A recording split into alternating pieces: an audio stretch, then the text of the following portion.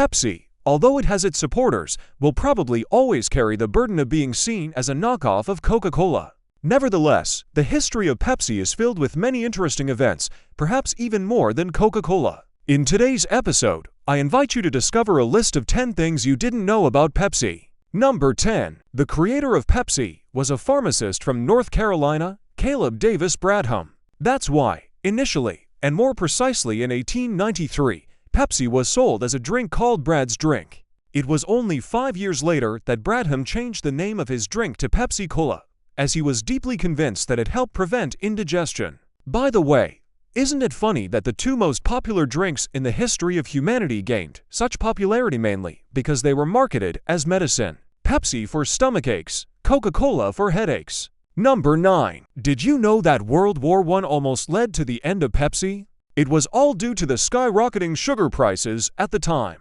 But it wasn't because Bradham couldn't afford sugar. Convinced that the price of sugar would continue to rise, Bradham bought it in bulk, hoping to resell it for a profit. Unfortunately, he was mistaken. The price of sugar quickly dropped, and by 1923, Bradham declared bankruptcy. It wasn't until 8 years later that Pepsi was acquired by Loft, the world's largest candy producer of the 1920s. Number 8. Pepsi was the first beverage in the world to be sold in 2-liter bottles.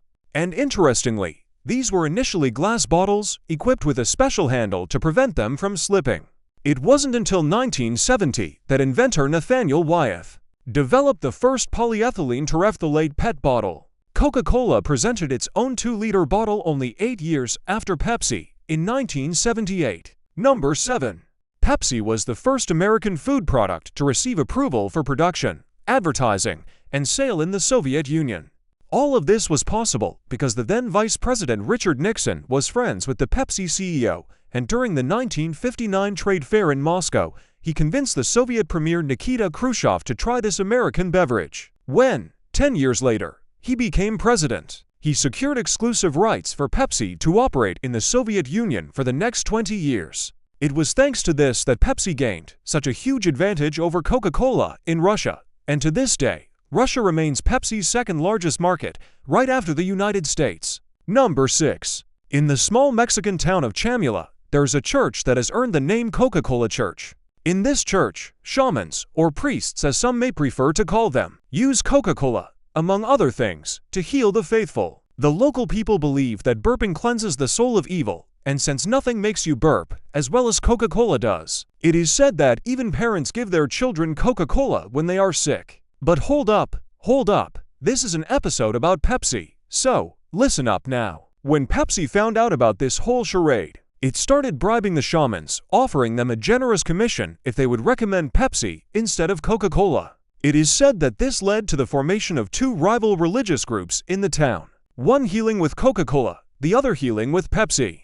Number 5. In the 1940s, when discrimination was commonplace, African Americans were either ridiculed or, at best, excluded from advertisements. The then president of Pepsi, Walter Mack, decided to break the ice and hired a team of black individuals to promote Pepsi. As part of the campaign, many advertisements like this one were released. Thanks to it, in many cities, such as Chicago, Pepsi sales overtook Coca-Cola sales for the first time. Of course, this came at another cost. Many Pepsi executives faced insults and even threats from the Klan.